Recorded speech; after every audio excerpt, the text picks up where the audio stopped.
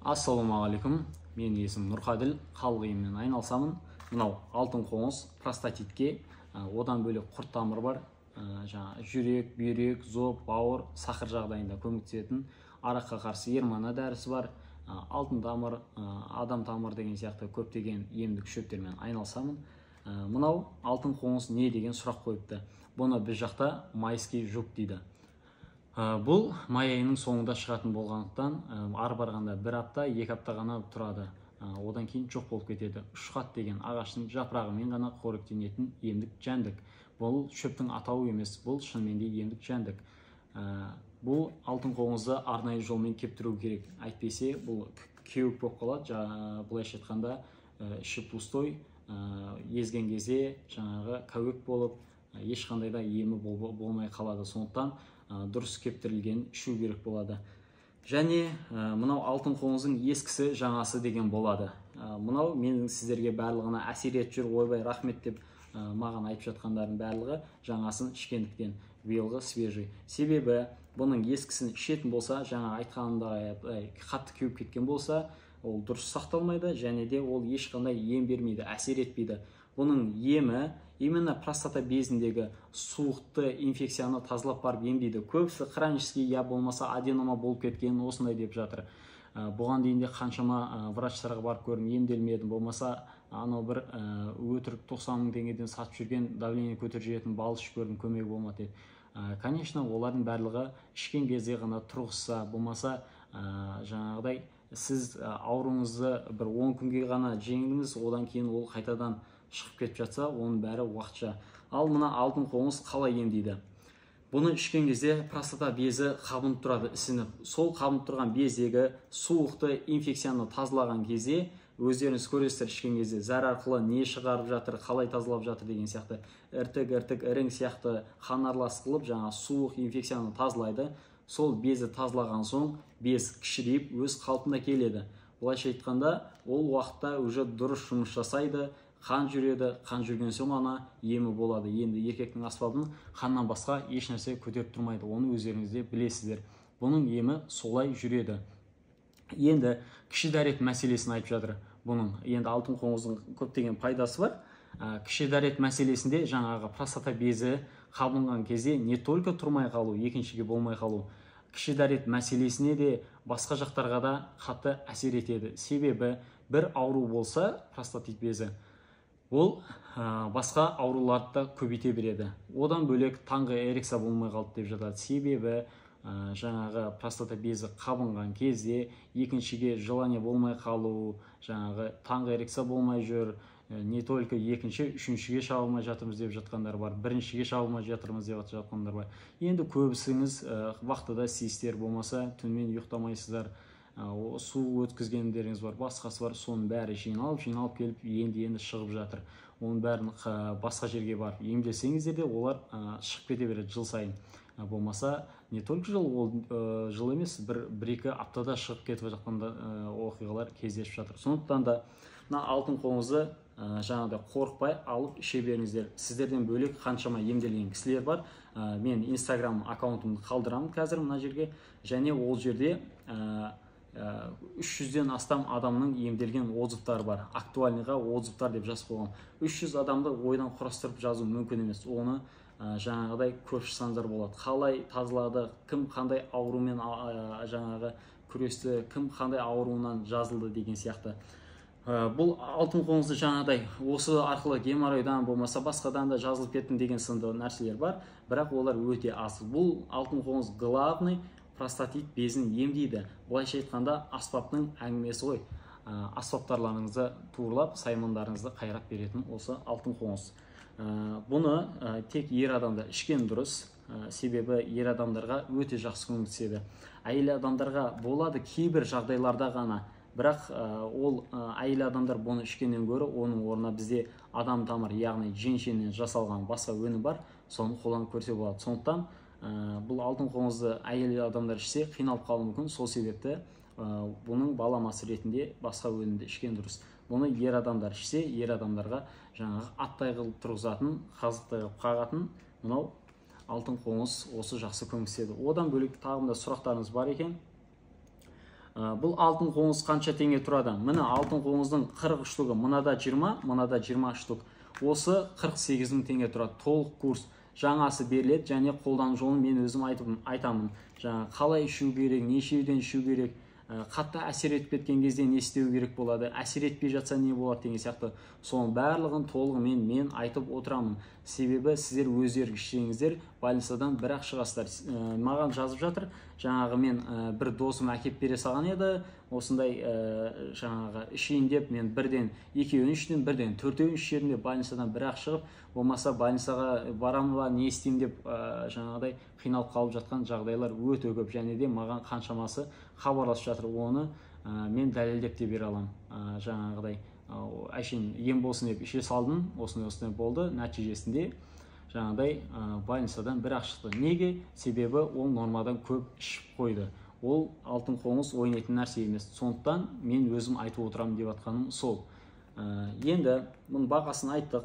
20 штук алуға бола ма деген сұрақ кездеседі. 20 штук алуға болады. Профилактика есебінде ғана толық курс егер емделгіңіз келсе, мынау 40 штук. Себебі 20 штук ішіп жатқан кезде жаңағыдай бұны тоқтатып қоюға болмайды. Себебі сізде тазалап жатыр. Зәр арқылы тазалап жатқан жеріне сіз ем тоқтатып қоятын болсаңыз, ол қайтадан бәрі шығып кетеді. Ем толық болмай қалады. 20 штуктың өзінен әжептәуір результат көруге болады, бірақ толық емес. Сіз маған қайтадан 1-2 айдан кейін келмес үшін мен толық курс 40 штукты алуға кеңес беремін. Енді алтын қоңызға қалай заказ береміз дейді. Алтын қоңызға заказ беру үшін 877-257-1419 менің осы WhatsApp нөмірім. Каспи Голдта осы нөмірде. Осы WhatsAppқа жазыңыздар, және Каспиге оплата жасайсыз, сосын барып қана сіздердің қалаларыңызға жіберіледі. Мен есімім Нұрқаділ, Каспиден де өзім атым шығады. Енді жаңағыдай біз алдын ала оплата жасаймыз ба деп жазды. Иә, жасайсыздар, сосын барып қана салынады. Ал егер маған сенбей жатсаңыздар, маған видеозвонокпен хабарласасыздар. Мен Нұрқаділмін, видеодан көріп келдіңіз, или таныстарыңыздан алған шығарсыздар. Нұрқаділ екенімді ажырата аласыздар. Солай, Каспиден тек менің өзімнің атым шығады. Басқа біреу жаңағы менің каналымдан болмаса, менің түрімді абалып видеоларын басқа біреулер салып, сондай бір алдап жүргендер бар екен. Каспиден менің атым шықпаса, значит сіз алданайын деп тұрсыз. Соны ескеріңіз. Болмаса ескісін бер жер, болмаса әсер етпеді деп мен қайтадан келіп 2 рет шығынды алғаннан көрі өзіме жаңағыдай емделуге емзеп келген болсаңыз, жаңа сенім артып келулеріңізге болады. Енді жаңағы заказ береміз демекші, Шымкент, Алматыда болсаңыздар, Алматыда, Сайранда бізде точка бар, чтобы сіздер алып кету үшін. Ал Шымкентте болса, доставка қаланың ішінде бесплатны, бізде доставщик бар, қаланың ішінде жеткізіп береді. Қай қаладансыз деп сұрай беретіндер бар. Мен Қазығұрттан боламын, Қазығұрт өңірінен. Жаңағы алтын қоңызды алу үшін басқа қалаларға сол сіздерге доставкамен жіберген выгодно. Бәрібір сіз Астанада тұрып алып маған келмейсіз ғой Қазығұртқа. Сол себепті айтып жатырмын. Сіздерге Астанаға болса автобус бар, почта бар, индрайвер бар, кез келген доставка түрі. Доставка бұл бағадан бөлек есептелінеді. Оны өзіңіз төлейтін болғандықтан, маған мынандай мен салып жер, мынандай мен салып жер деген сияқты болады. Енді осы видеомды менен жаңағы Кореядан, Қырғызстаннан, Өзбекстаннан, Түркиядан, Ресейден көріп жатқандар бар. Даже Беларусиядан заказ беріп жатқандар бар. Енді сіздерге айтарым, сұйық дәрілеріміз біздің жаңағыдай жіберілмейді шет мемлекеттерге. Тек қана алтын қоңыз ғана жібере аламыз басқа мемлекеттерге. Оңтүстік Кореяға болсын, бізде жаңағыдай Қазпочта, болмаса эксперт логистик деген курьерский службалар бар, солармен салып бере аламыз. Болмаса сіздерден сол жаққа кетіп бара жатқан адамдар болса салып бере аламыз дегендей. Мысалы Бішкекке, Ташкентке бізден Шымкенттен жүретін такси автобустар бар, солардан ақ салып жібереміз. Түркияға жаңа самолеттен кетіп бара жатқан адамнан бер жіберемін деген сияқты. Доставканың түрлері өте көп, жіберу жағын қарастыруға болады. Енді қанша рет ішу керек, қанша штук? 40 штук болады. Қанша рет дегенде бұл бір-ақ рет ішіледі. Бұл қатты астынан жағдайда ғана плюс 20 штук берілуі мүмкін бұл андай ішесі деген әңгіме емес. 40 штук жеткілікті. Себебі неге? Бұл дәрі алтын қоңыз жаңа дәрі есебінде жүреді. Бұл емдейтін дәрі, жаңағыдай қайта-қайта іше беретін жаңағыдай бір дәрі емес бұл. Бұл емдік жәндік. бір рет іштіңіз, сонымен кетті. Бір енді қатты бір суықтатып алып жыл сайын бұл бір 2-3 жылдан кейін бір ғана кеп қалмасаңыз, менде бір 2019-дан бері айналысып жатырмын ғой, сол кезде клиенттердің өзі бірен саран ғана енді жазады. Сол бір кезде алғаным енді қайтадан басталып жатқан сияқты, асқынбай тұрған жағдайда асқынбай тұрып келіп алайын, қайтадан емделіп алайын деп жазып жатқандар бар. Бірен саран ғана, соншама. Енді 4 жыл есептей беріңіз. Ал мынау басқа бір балдап алып, ондай жаңағыдай қайта оны 90-ға алып, оны емдемейді. Ол сіздерге айтайын, жаңағы бал ешқандай да емдемейді. Ол себебі как Viagra есебіндегі нәрсе. Жаңағыдай ішкен кезде давление көтеріп жібереді, сахар барларға мүлдем ішуге болмайды, соны ескеріңіздер. Солай. Енді қандай ауруға пайдасы бар? Жаңағы айтқандай еркектердегі простатитке, енді простатительная железа дейді, қуық асты безі. Қуық асты безінің қабынуын емдейді. Суықтан, инфекциядан емдейді. Суықтан, инфекциядан емдеген кезде қуық асты безі автоматты түрде өз жұмысын жақсы жасайды. Простата безді дұрыс жұмыс жасаса болды, қан жүреді, былайша айтқанда. Қан жүрген екен ғана еркектің аспабы дұрысталады. Былайша айтқанда, ол мынандай деп айтпаймын, мына мифтен аулақ болыңыздар. Алтын қоңыз іштім, 5-ге шауып жүрмін деген жігіттер бар. Ол жас кезінде нормасы 5 болса, значит алтын қоңыз ішкен екен, нормасы 5-ге келеді. Егер сіз жас кезіңізде 2 ғана шауып жүрсеңіз, сол нормаға келтіріп береді. Бұны абалды неге 5 шаппай жүрмін, ондай неме сұрақ қоймаңыздар. Себебі бұл алтын қоңыз адамның нормасына ғана келтіреді. Бұрын жас кезіңізде күш қуатыңыз тасып тұрған кезде 2-ге, сол кездің өзінде 2 болып тұрса, шауып жүргеніңіз болмаса, шамар шарқыңыз білесіздер ғой, біреуіңіз 5 минут, біреуіңіз 10 минутқа шауып жатырсыз дегендей. Сол нормаға келтіріп береді. Ал одан жаңағы нормадан асырып жіберем болмаса, сондай дәрі керек десеңіздер, ондай жоқ. Ондай невозможно. Тек Viagra сондай нәрселермен бір ол Viagraның өзі тәуелділікке әкеледі, себебі қайта қолданғыңыз келіп тұрады. Біріншіден, екіншіден ол жүректе қанды көп айдай жүреді. Нәтижесінде жүрекке нагрузка түседі. Инфаркт, инсульт деген нәрселер осындай Viagrаны көбірек қолдануының салдарынан. Соны естеріңізден шығармаңыздар. Солай. Енді свежий жаңасы екенін қалай білеміз, ескісі емес па дейді. Міне алтын қоңыздың мен қазір жаңағы видеосында жаңағыдай арасына отрывок салып қояйын. Өзім тергенімді барып жаңағыдай алтын қоңыздың жанында тұрып, биылғы жаңасынан ғана беріледі сіздерге. Мен сіздерге айтып отырам деп алып, әсер етпейтін нәрсені беріп жібермеймін. Тем более осындай ақшаға алып отқаннан кейін. Оның үстіне мен білсеңіздер, жаңа статусымды 2400 адам қарайды қазірдің өзінде да. Оның бәрі таныстары арқылы келген адамдар. Енді бір адам ақымақ емес қой. Сіздер жаңа таныс арқылы келіп тұрады, мен бір танысына жаңасын беріп сіздерге ескісін беріп жібермеймін. Барлығыңызға бірдей жаңасы беріледі. Себебі маған бір адамның болсын емделген артық. Неге десеңіздер, мен ешқандай рекламный бюджет қарастырмаймын, еш жаққа реклама бермеймін, ешқандай таргетинг жарнама қоспаймын. Менде клиенттердің барлығы сарафаннан келеді, яғни алған адам риза болған соң таныстарына айтады, ана вахтада істейтіндер мынандай ішіп жатырмын, көрсейші деп, жаңағы өздеріңіз білесіздер ғой ол жағын. Солай ескісін беріп жібермеймін. Тем более оның барған кезде былай ақ тексересіздер. Мына алтын қоңызды аласыздар, біреуін алдыңыздар, міне алтын қоңыз алған кезде бүйтіп ес көрсеңіздер, мынау қатты болып тұр. Андай ұнтақталады, бірақ кәуек болып ана жоқ болып кетпейді. Ал ескісі болатын болса, мынаны бүйтіп мыжған кезде мынау жоқ болып кетеді. Сол жағын ескеріңіздер. Енді одан кейін мынаның ірісі или майдасымен сорттап, сондай майдасын беріп жемейсің ба деп жатыр да. Мен сіздерге максималды әсер ету үшін, максималды ем болу үшін тек қана ірілерін ғана саламын. Ал майдаларын мен еш уақытта сатпаймын. Сол жағын ескеріңіздер. Майдаларына мен басқа дәрі жасаймыз, тек сондайға қосамыз. Мынау ірілері осы сіздер ішу үшін ғана тек жаңасынан және ірісінен беріледі сіздерге. Сондықтан маған сенім арсаңыздар болады. Жаңағыдай отзывтарда бекерден бекер беріле бермейді адамға, нәтижесі болған соң беріледі. Себебі мынау жаңасын ішкеннен кейін нәтиже көрсетіп жатыр. Құдай қаласа, примерно 3 аптаның аршақ бер жағында ішеді бұны. Жаңа қанша уақыт ішеді деп жатыр ғой. үш аптаның ар жақ бер жағына. Енді ол біреулерде бір айдан асып кетеді, біреуде 2 аптада таусылып қалады. Ол организмге байланысты. Неге? Себебі бірінші күні біреу іштіңіз делік, мысалға. Барлық адам бірінші күні біреуден бастайды. Біреуін алып, қанаттарын жұлып тастайды да, ұнтақтап, жылысымен ішу керек бірінші күні. Мысалы, таңертең тамақтан соң. Оны үйтіп ішкеннен кейін қатты әсер етпесе демалатын күндер бар. Ал егер әсер етпей қалса, нормасын көтереміз деген сияқты. Енді қалай әсер еткені байланысты ғой. Қатты әсер етпесе, онда басқа жағдай жасау керек деген сияқты. Нормально болса, жалғастыра береміз деген сияқты. Оның бәрін мен өзім түсіндіремін алғаннан кейін. Енді бұл сол сізге қалай әсер еткеніне байланысты ұзақтығы жаңағы ескеріледі. Примерно 3 аптаның ар жақ бер жағында көп адамдарда солай. Соны ескеріңіздер. Мына алтын қоңыз басқа қандай ауруларды емдейді деген сұрақ келді.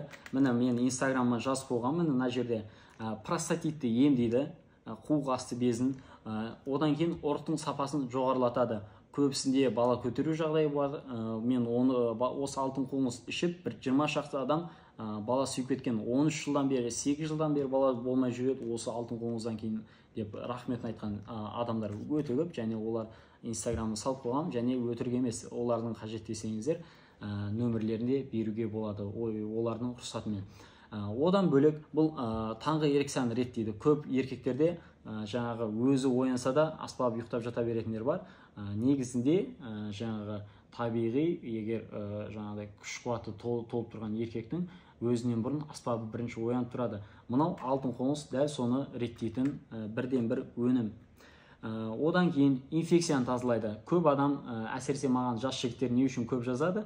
Көбінесе трипак ұстап қалдым, жаңа неме болып жатыр, инфекция неме қылып жатырмын, жаңағыдай урологқа бардым, ондай уколдарын қабылдап көрдім, бірақ толық жоқ, ем болмады деген сияқты. Ұстап қалған болса, жігіттер айтайын, алтын қоңыз ішіңіздер, қан аралас сияқты қылып тазалайды. Мен қазір видеосында қосып қойын мына жерге жаңағыдай. Одан бөлек бұл бүйректі де тазалайды. Бүйректегі құм, шлактар, жаңағы көбісінде тұз бар деп неме қылады. Сол нәрсені емдейді бүйректі. Зәр жолдарынша. Одан кейін тестостеронды көтереді. Тестостерон ол еркектің ең главный гормоны. Еркекті етіп тұрған осы гормон. Соны реттейді. Одан кейін төсектегі желанияны ашады.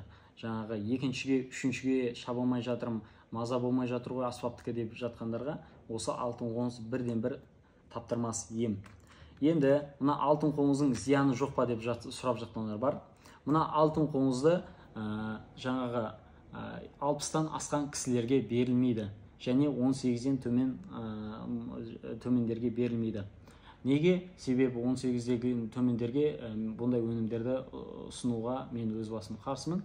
Ал жаңағы 60-тан асқан кісілерге дейтін себебім, бұл ішкен кезде зәр арқылы қайта-қайта айдайды, тазалайтыны бар, басқасы бар, туалетке әжептеуір жүгіртеді.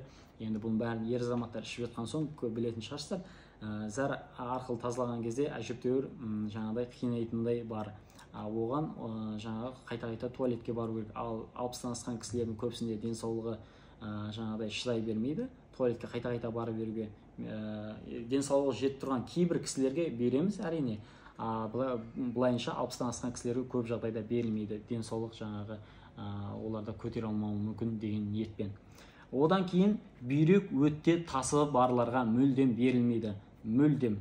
Оны қайдан білеміз дейді. УЗИге түссеңіздер, маған анализ қағаздарыңызды жібересіздер.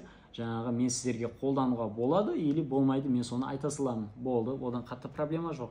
УЗИге түскен кезде де комплекті деп айтсаңыздар, сол бүйрек, өт, көкбауыр бәрін түсіріп береді ғой. Біздің Шымкентте мысалыға 6,5 теңге ма түсіріп береді, сіздерде қанша екенін білмедім.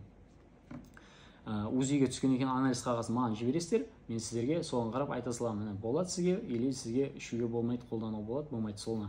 Бүйрек өтте тас болса мүлдем берілмейді. Сол жағын ескеріңіздер. Одан кейін мынандай жағдайлар бар. Біреулерде жаңағыдай қатты мен білмейтін жаңағыдай аурулар болатын болса, қатты асқынған түрде, қазір асқынып тұрған болмаса, ішкі құрылыстан 1-2 ай ішінде операция болған, жаңағы мен білуім керек деп есептейтін ауруыңыз болатын болса, алдын ала айтыңыз. Мен сізге сол кезде болады, болмайды, сол кезде айта саламын. Жарай ма? оны жасырып қалып алтын қоңыз алу үшін өйтіп жүрмеңіздер, өздеріңіз қиналып қаласыздар, соны ескеріңіз. Және де бүйрек өтте тас болып қалып приступ беріп қалмас үшін де сұрап жатырмын. Ол мынаның еріткіш қасиеті бар, жаңағы безді қалай тазалайды деп жатырсыздар ғой. Бұның еріткіш қасиеті бар, зәр арқылы тазалайды.